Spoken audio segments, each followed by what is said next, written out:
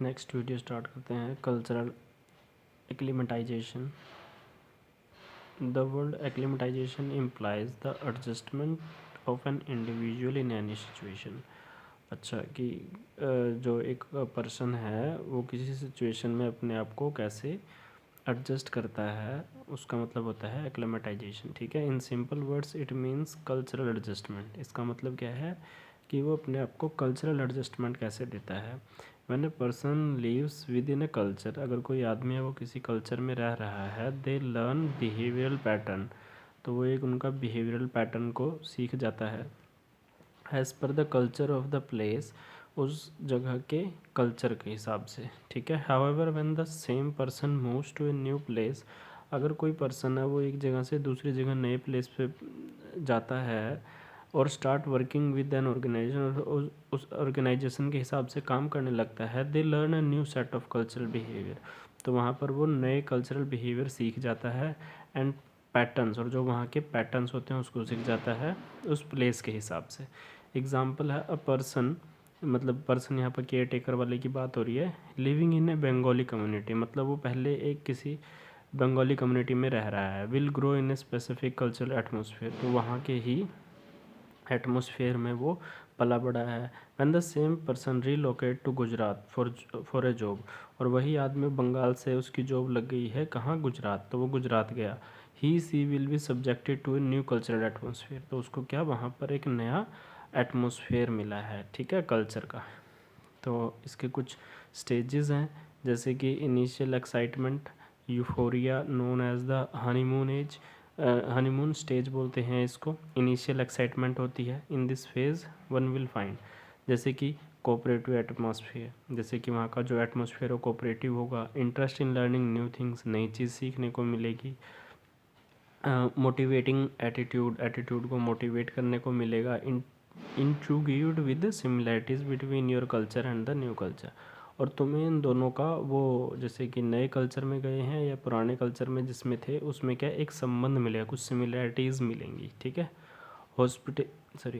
Hostility या irritation known as workshop, sorry as the cultural shock. In the phase one will find, क्या लिखा है, small differences होंगे तुम्हारे in your and the new culture के बीच में, छोटे छोटे डिफरेंस होंगे। ठीक है, सबल मतलब minute indications regarding prejudice and stereotypes, मतलब कि तुम्हारे हिसाब से काम नहीं होगा। फीलिंग हेल्पलेस, तुम अपने आप को हेल्पलेस फील करोगे। ठीक है, gradual adjustment, perspective and humour, इसमें क्या है, new culture start seeping into you, जो नया कल्चर है वो तुम्हें अपने अनुसार ढालना शुरू करेगा।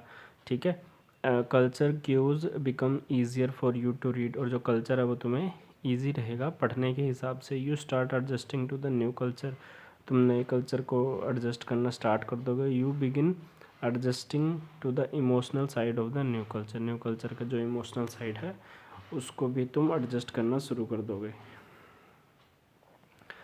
Bye culturalism and adaptation known as feeling at home, जब इस चीज़ को वो करते हैं तो इसको घर की फीलिंग जैसा लगता है। The new culture becomes a part of you, जो नया कल्चर हो तुम्हारा पार्ट बन जाता है। And should not affect you negatively, और तुम्हें ये नेगेटिवली अफेक्ट नहीं करता है। You can work with pleasure and full potential, तो तुम अपना काम प्लेजर से और पूरे पोटेंशियल के साथ करते हो। जेंडर एंड एज सेंसिटिविटी, इसमें क्या है, gender sensitivity is the act of being sensitive towards people and their thoughts regarding gender, gender के हिसाब से तुम उनकी सेंसिटिविटी का ध्यान रखते हो और उनके हिसाब से एक्ट करते हो। ठीक है, पीपल के हिसाब से।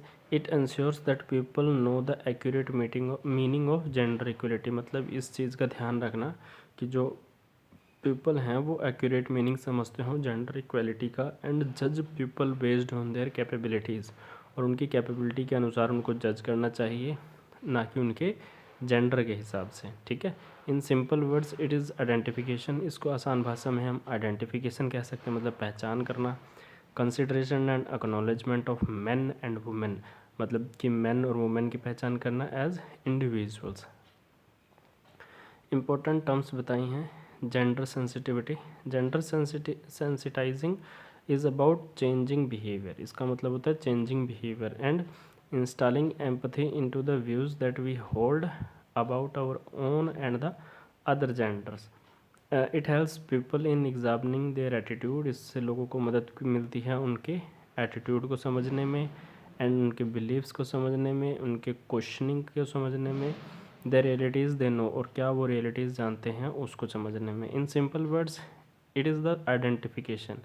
इसका सिंपल सा मतलब है जेंडर सेंसिटिविटी का कि ये समझने के, इट इज़ आइडेंटिफिकेशन, ये आइडेंटिफाई करता है किसी को, consideration and acknowledgement of man and women as individual. जो ऊपर बात हुई है सेम बात है. ठीक है.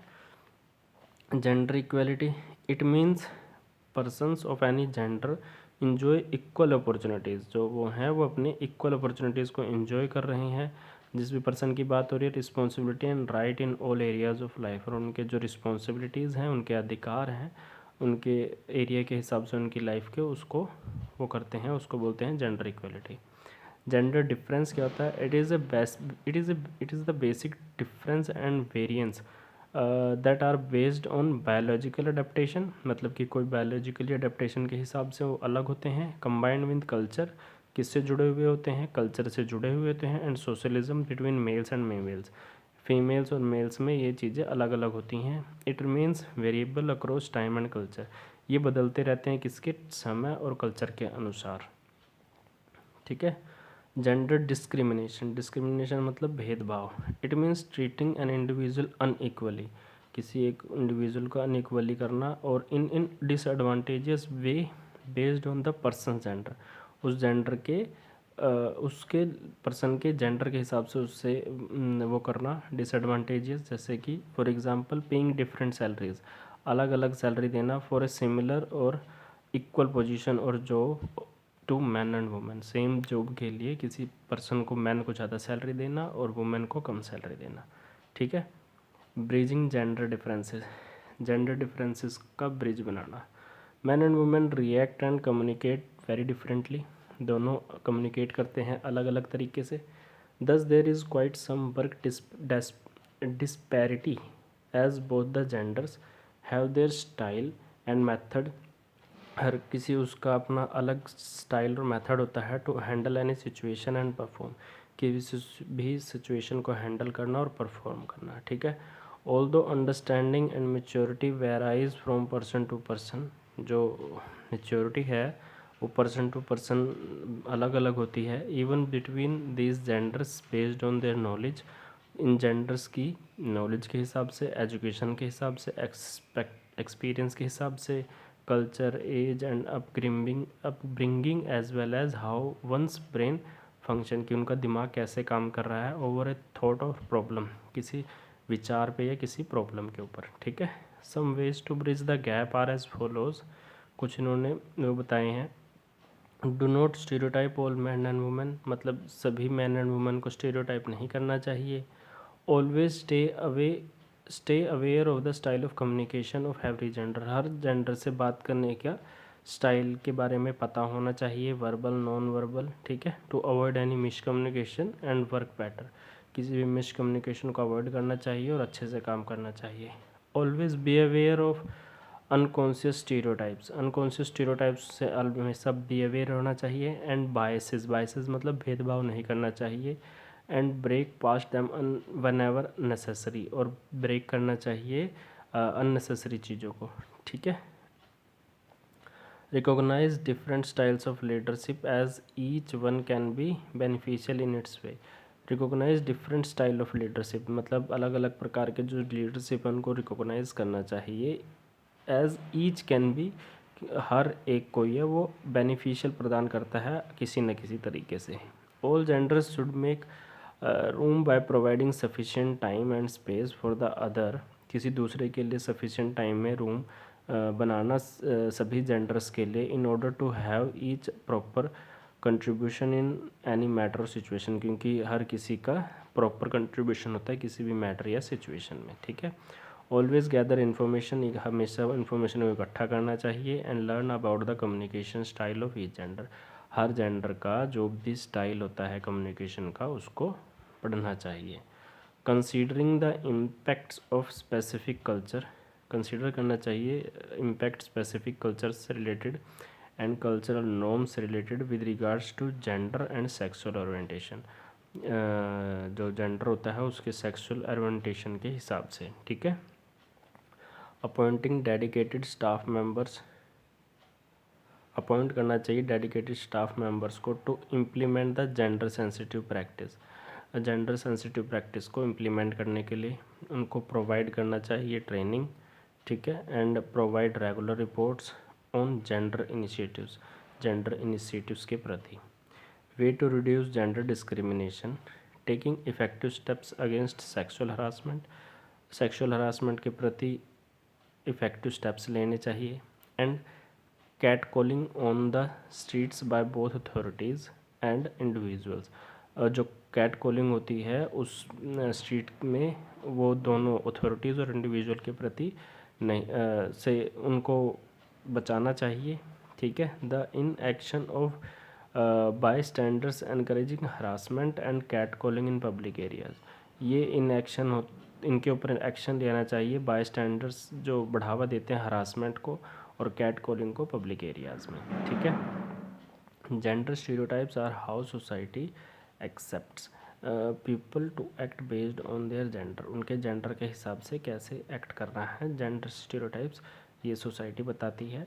This can only be reduced by imparting proper behavioural training and the right attitude, ठीक है. ऑब्जेक्टिफिकेशन ऑफ गर्ल्स, इसमें क्या है एग्जांपल के लिए बताया है. ऑब्जेक्टिफिकेशन ऑफ गर्ल्स के लिए एग्जांपल है external looks are stressed and given most importance as a quality in girls. Girls में जो एक्सटर्नल लुक्स होती हैं उसको ज़्यादातर लोग मोस्ट इम्पोर्टेंट मानते हैं. Must be called off and girls should be allowed to tell their own stories. और लड़कियों को अपनी जो स्टोरीज़ है वो खुद बतानी चाहिए. Ways to promote gender equality, किस तरीके से जेंडर इक्वालिटी को प्रमोट कर सकते हैं. Household chores should be shared by both and women, man and women दोनों के साथ कोरस हाउस होल्ड मतलब जो घर के काम है वो करने चाहिए दोनों को. साइन ऑफ डोमेस्टिक वायलेंस के कुछ साइन हैं, शुड बी नोटिस, उनको नोटिस करना चाहिए, अंडरस्टैंड करना चाहिए. And help must be sought, और हेल्प करनी चाहिए जिसको भी ज़रूरत हो. प्रोटेस्ट वेयर पॉसिबल और सेफ, प्रोटेस्ट करना चाहिए जहाँ पॉसिबल और सेफ रिपोर्ट होती हो. शोविनिस्ट एंड रेसिस्ट एटीट्यूड, जिसका भी शोविनिस्ट या रेसिस्ट एटीट्यूड होता है ना किसी एक के प्रति ज़्यादा लगाव, वो नहीं होना चाहिए. Encourage women to go ahead, women को एनकरेज करना चाहिए जाने के लिए in every field of work and take charge, सभी उसमें वर्क करने में, फील्ड वर्क करने में और चार्ज लेना चाहिए. Take part in women empowerment में हिस्सा लेना चाहिए. प्रोटेस्ट या स्टॉप होना चाहिए मस्कुलिन एंड फेमिनाइन टॉक्सिसिटी. मतलब कि मस्कुलिन मतलब क्या हो गया मैन के लिए और फेमिनाइन हो गया गर्ल्स के लिए. इनकी टॉक्सिसिटी बंद होनी चाहिए. टॉक्सिसिटी मतलब जिसको कहते हैं ना बंद होना चाहिए, ये कि एक के प्रति ही ज़्यादा अच्छा नहीं रहना चाहिए, ठीक है. ये हो जाएगा इसका मतलब. Ways to promote gender sensitivity in the workplace में जेंडर सेंसिटिविटी को बढ़ावा देना. Hiring policies should be recreated to increase diversity, मतलब ऐसी पॉलिसीज़ को हायर करना चाहिए जिससे रिक्रिएट कर सकें डाइवर्सिटी को बढ़ावा देने के लिए. Providing leadership roles to all genders, सभी जेंडर्स को लीडरशिप के रोल्स देने चाहिए with equal responsibilities, rights and privilege, ठीक है. Payment should be equal, payment सभी के लिए इक्वल होनी चाहिए ऑल जेंडर्स के लिए फॉर सिमिलर और सेम जॉब, जब वो सेम पोजीशन पे काम कर रहे हों. प्रायोरिटाइजिंग वर्क लाइफ बैलेंस, जो प्रायोरिटाइज करना चाहिए वर्क लाइफ बैलेंस को स्पेशली फॉर वुमेन, लड़कियों के लिए खासकर. Such as providing household help to working mothers, easing workload और प्रोवाइडिंग पेड लीव्स वगैरह उनको देनी चाहिए. To women during first and second days of periodic cycle, जब उनके पीरियडिकल साइकिल चल रहे हो तो उनको फर्स्ट एंड लास्ट डे का ऑफ देना चाहिए और उस दिन उनकी पेमेंट भी करनी चाहिए. प्रोवाइडिंग मैटरनिटी के लिए जब होता है जब भी देना चाहिए etcetera. Paternity leave should also भी प्रोवाइडिंग, पैटर्निटी भी देनी चाहिए. To fathers during childbirth, जब बेबी पैदा होता है तो उसके बाद फादर्स को भी छुट्टी मिलनी चाहिए कुछ टाइम की। Strict and effective workplace harassment and offence policies, strict और effective workplace harassment offence policies होनी चाहिए जिससे कि कोई ऑफेंस वगैरह ना हो वर्क प्लेस पे या किसी के साथ हरासमेंट ना हो। Providing all employees irrespective of gender, सभी एम्प्लॉयज़ को प्रोवाइड करना चाहिए इर्रिस्पेक्टिव ऑफ जेंडर, किसी एक जेंडर के प्रति नहीं वो रहना चाहिए। एंड ओपन माइंडेड होना चाहिए, स्ट्रेस फ्री इन्वायरमेंट होना चाहिए काम के प्रति। ठीक है।